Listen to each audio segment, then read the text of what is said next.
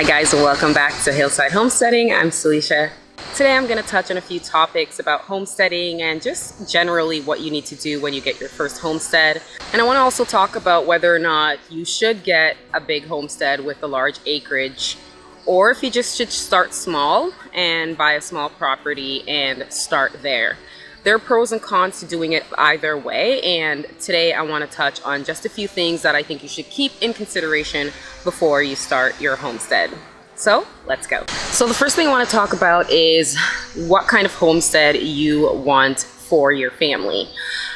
There are so many different routes you can go when you're thinking about your homestead or your farm. Now, generally speaking, a homestead is basically a place where you have a little bit of property in a small home, and you're basically doing everything on a smaller scale than you would on a farm. So most farmers would have like a monocrop culture, like, where they're growing soy or corn or wheat or something, and they would be in turn selling that to get money for their farm. Whereas a homestead is basically you're living on a smaller property and you're trying to be as self-sufficient as possible. And that could go so many different ways, because really it's up to you how self-sufficient you want to be, because it's pretty windy out today. So homesteading for a beginner. Where do you start when you're just thinking about getting a homestead? You're on Facebook, you're on YouTube, you're on social media, and you're seeing all of the amazing things people are doing on their homesteads. You're seeing that they're growing their own food, their own vegetables. They've got fruit orchards. They're growing their own animals. They're butchering and stocking their freezers. They're canning, they're preserving. There are so many things. Some people are also making their own feed for their animals, and they have cows, and they're selling products to other people. So it all depends on what your end goal is. And before you dive into homesteading, just spend a few minutes and think about what your end goal is for having a homestead. Is it that you want to be more self-sufficient and provide some of your family's needs yourself? Or is it that you want to sell products or goods to people or to a market? Or is it that you want to do something more like being a shepherd or getting into livestock? So it all depends on what you want to do. So the bigger you go with your homestead, I think it kind of transfers from being a homestead to being a farm, because I feel like once you get over a certain amount of property, I feel like you can consider yourself a farm. Now that's completely up to you if you think it's a farm or a homestead, but for me, a smaller property usually indicates that it's a homestead. So what do you want on your homestead? Are you looking for a house that's already built? Are you trying to find something that is off-grid? Do you want to build your own house? And if you do, are you going to be on-grid or off-grid? So you have to think about that stuff right before you get into homesteading. Now, all that being said, it doesn't mean that you can't homestead if you don't own your own property. I feel like that is one of the bigger misconceptions out there when people start looking into homesteading. They think, well, I can't homestead because I don't own my own property. But the thing is, I didn't own my own property for the first 8 years of homesteading. We homesteaded while we were renting. All we did was rent a little farmhouse, an old little farmhouse just for our family. We used the property to homestead. So we got chickens, not too many. I think we got 8 or 10 chickens for the first few months that we were there. And of course, chicken math, you're gonna have more by the end. And then we got goats, and then we got some ducks, and we had a few geese, and things just progressed from there. But you always want to start small. And I think that's the second thing that there's a misconception about, is that people always think that you have to have this big property and you have to have, over 2 acres just to have garden space, and you have to have all this grazing space for all of these livestock animals. But in reality, a lot of homesteaders are doing it on a fairly small scale. My property is only 1.1 acres, and I have goats, chickens, ducks, I can do turkeys, I've had cows. I also have a pretty small garden as well, and I also do a lot of container gardening so that I can increase my garden space. Another thing is that gardening. There are so many amazing garden channels and garden blogs and books and tutorials and experts out there. The thing is that no one is really an expert. Everyone is always learning, and that will go hand in hand with you on your homestead as well. Every day I pretty much learn something new on my homestead. Every day I have to amend or fix or undo something that I thought was gonna work. Or, you know, sometimes you grow something in your garden that you've seen do exceptionally well with someone else, and then you try it on yours and it doesn't work. Or sometimes you have great success whereas everyone else is struggling. So there's a lot of hands-on learning that comes with homesteading that you're just not gonna get no matter how many books you read, no matter how many courses you take. You really won't be able to appreciate the knowledge you're gonna gain until you do it yourself. So my number one advice is to literally just get started. Even if you're in an apartment building, you can still do things that are considered part of homesteading and being more self-sufficient. You can raise meat rabbits indoors. It doesn't take very much space, it doesn't smell too bad, and you can stock your freezer with rabbit meat every few months. You can do that also with quail, which is a smaller bird. It's pretty much just like a chicken, but they're smaller. You can raise those indoors or on a balcony. So there are so many things you can do. The quails provide eggs and they provide meat as well. So it's like a 2-for-1 with the quails. And they're small, so they don't take up very much space and they won't eat too much food. Also, container gardening, raised bed gardening, smaller gardens that are only in microclimates within your yard, or if you're in an apartment building, you can do smaller raised beds or container gardening. So no matter where you are in your journey towards being more self-sufficient and becoming a homesteader, you have to start somewhere in order to progress. And no matter where you are in your journey, there are things you can do to become more self-sufficient, but all you have to do is literally start. Start today, start right now. Get some seeds, start planting, go buy some potting soil, go buy some containers and plant some things. Water them often and give them a little bit of fertilizer here and there. You'll be amazed by the amount of bounty that you can produce on a small scale. So going back to the beginning, are you going to do off-grid or on-grid? Because that is one of the biggest questions. A lot of people also think that if you're homesteading, it automatically means that you have to be off-grid, but that's also a misconception. I have no intention of being off-grid. I love the conveniences of modern life, and most people who homestead also love certain conveniences of modern life. Now, just because you want to be self-sufficient and just because you want to live like your forefathers or like your great-grandparents in the past, you can bring a lot of that nostalgic energy and knowledge with you into your homestead, but it doesn't mean that you have to live exactly the same way they live. You don't want to live primitively. You don't want to live a life that's more difficult. You want to actually have a more positive life, which is the reason why you want to homestead to begin with. You don't want to homestead and then get all stressed out and have too much work and too much tasks and things like that to do. You want to homestead so that you eliminate your need to rely on outside sources for your family's food and needs. So for me on my homestead, it's not really that I want to provide my own electricity and water and I don't want to be dependent on the system at all. That's not my goal. That could be your goal, and if it is, then you should dive right into it and find out as much as you can about off-grid before you jump into it. One of the biggest things I'll advise you about with off-grid is that no matter how much power you think you need, always double it. Because you'll just use up a lot more than you think you're going to use, and your battery storage and power packs and all of that and your solar panels, you're gonna need more than you think you need. So always build more. And then there's things like septic systems and water with the well. So if you're gonna build your own house, or if you wanna go off-grid, you're gonna have to think about where am I gonna find water? Where am I gonna put in a well? Do I have enough money to put in a well? Same with the septic tank. You're gonna need to build a septic tank, have the septic system and all of that in place before you guys move in, obviously. So you're gonna have to think about that. You're gonna have to think about your money and your resources and your budget. They came up. They came up here again. I know. And you're going to want to think about where you're going to get your water from. Are you going to have to filter your water? Are you going to have a well? Are you going to have to do rain barrel? So all of those things are going to factor into how you're going to set up your homestead and your budget. Because if you don't have an unlimited budget, which most of us don't, then it's probably best if you purchase a property that already has a home on it.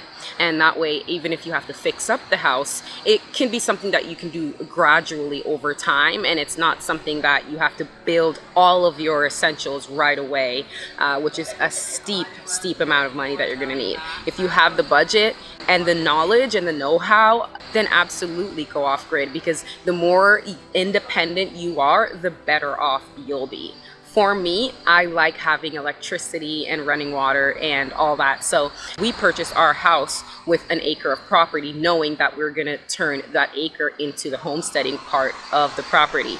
But we still wanna live in a nice, up-to-date modern home, and be close enough to town that I can drive 40 minutes and still get the essentials that I need, anything that might, any emergencies or anything like that, or even just to have a night out. Sometimes, you want to be within driving distance so you're not isolated and alone, really. And those are the things that I think you should think about as well, is do you want to be off-grid and be by yourself, or do you want to have neighbors? Where I am, I have neighbors. I'll show you. That's just right across the street from me. This is my house. This is right across the street. There's a business there. Over the fence over there, there's a house. There are houses all down the street. And then my property dips down and goes down for about an acre. And then on the other side, there's the road. And I have neighbors on that side as well.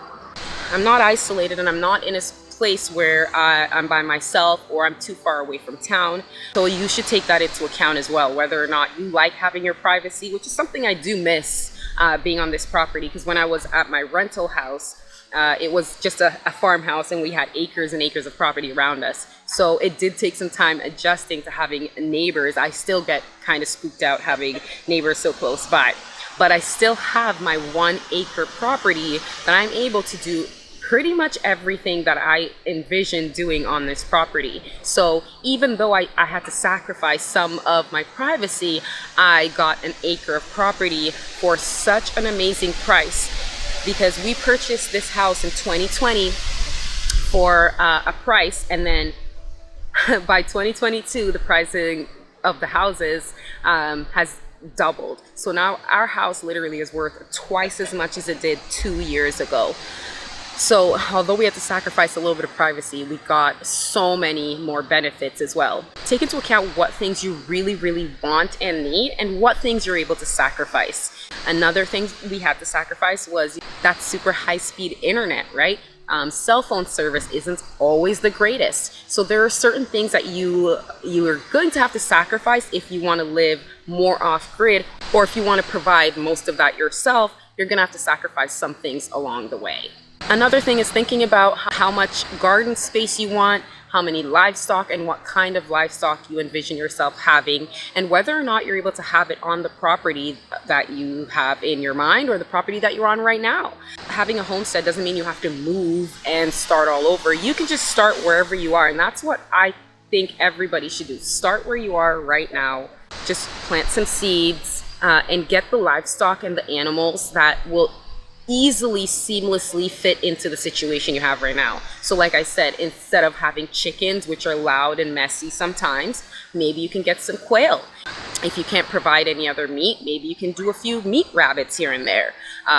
So there are things you can do where you are right now. So just start where you are. A homestead also requires work and dedication. So you can't just move into your homestead and, have that perfectly manicured lawn and all of the fruit trees are growing abundantly and the vegetables are amazing and there isn't one speck of weed in the garden and there are no pests and no predators eating your chickens and the goats aren't getting sick and, they're not escaping from the fence. No. All of that will happen. And it's up to you, because it's your homestead. You're the one that's going to have to be the hands-on person in charge of everything on that homestead. So from being the vet most of the times until, it gets to a certain severity where you need a vet to come in, you're going to be the vet. You're going to be the birthing doula for helping all of your animals when they're giving birth. You're going to, probably start incubating eggs and hatching chicks and doing all of that. You're going to have to deworm your goats every now and then. You have to figure out what kind of minerals and things that they need. With the chickens, you have to make sure the coop is clean and tidy and it's secure and there aren't any predators.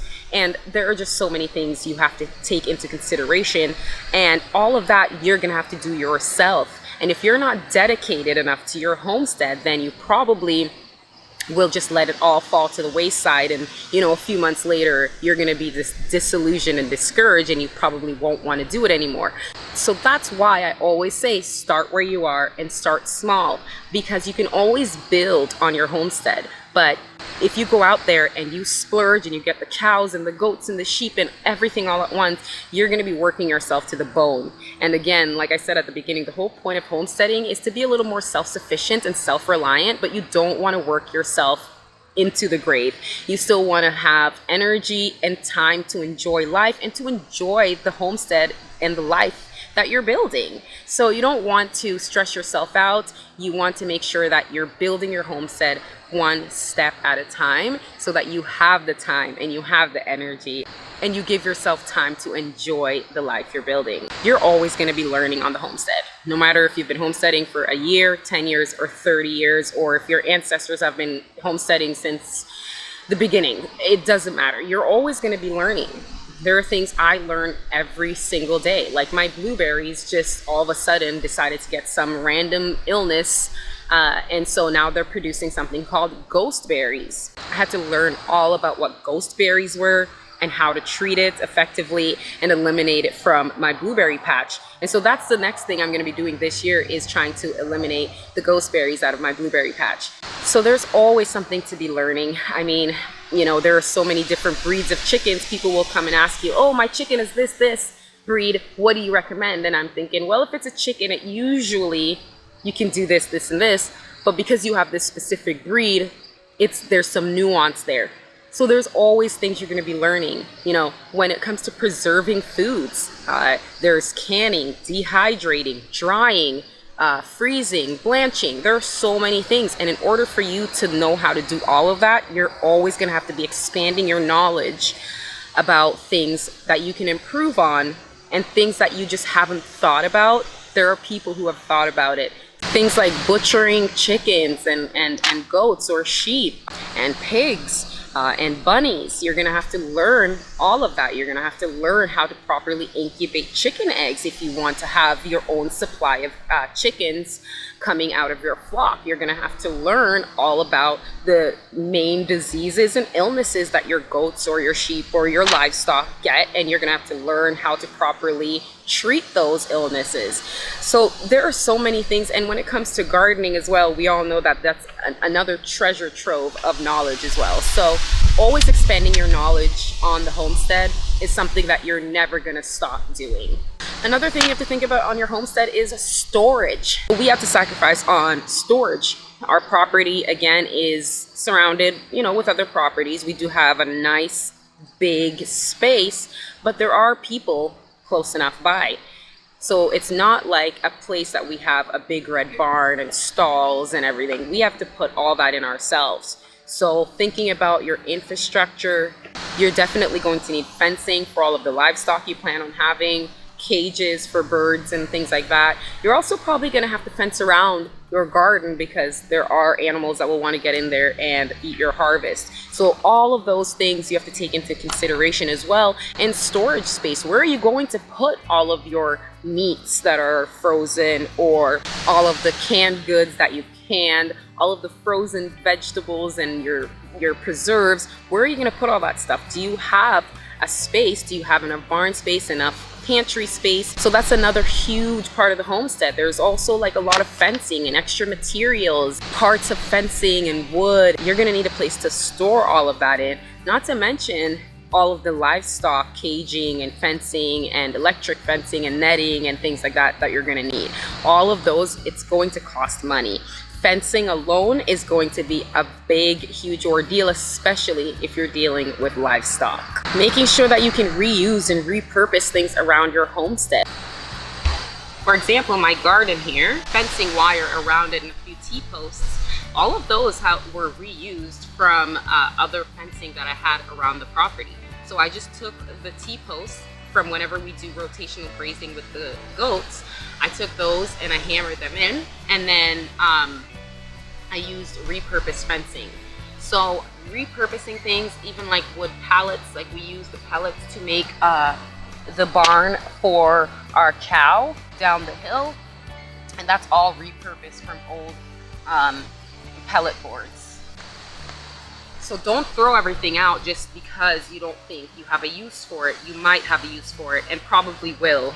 Even my gardens, I have them in smaller patches just so they're easier for me to control and manage. That way I can go out and, harvest from my main garden, but I also have crops from my container gardening just in case something fails, or there's a bug pressure problem. Then I have things that I can fall back on. Remember, there is really no perfect property. Everyone's property has something that they would probably change or do differently, but give yourself grace, give yourself time, and it's okay if your property needs some work or needs some investment or it needs some, hands-on TLC. That's all right. No property is perfect. And like I said, with mine, I had to sacrifice a few things, but my homestead is literally perfect for me and my family. And we're able to provide almost 50% of our food by ourselves with our own hands, which is so invaluable to know where my food comes from, how it was raised, and that it was raised properly with love, with care, butchered the way I would like it butchered, stored and eaten the way I want it to. So everything from the very beginning is controlled by me and my family. So it depends on what you want to provide. Do you want to provide more meats, or do you want to provide more vegetables? Are you really big into fruit orchards, or do you want to do like a monocrop or multiple crops and sell them to market? So you have to see what your end goal is and prepare for that at the beginning. But again, give yourself grace, give yourself time. Nothing is going to work out perfectly. There are some times when things do work out so exceptionally well. You just have to thank God that it worked out so exceptionally well and thank Him for your blessings. But just know that even if things don't work out always perfectly the way you envisioned, there's always time for you to mend it or just start over. There is absolutely no shame in starting over. Once we moved out of our farmhouse, we moved here and we had no qualms about, most of our fruit trees are probably going to die in the move, because we were moving at the end of the summer where we knew even if we planted them, they probably weren't going to survive. There are some things that are just not going to work out perfectly, but you take the good with the bad, and always remember, life is a blessing. You getting to homestead and even having this dream of homesteading is a blessing, and I wish you absolutely nothing but luck and grace in your journey. And just know that you don't have to have the biggest homestead. You don't have to have lots of property. You don't have to have a massive garden or a lot of animals and the cow and the big red barn right away. You don't need any of that to get started and to be a homesteader. Homesteading is really what you make it. It can be as big and elaborate as you want or as simplistic as you want.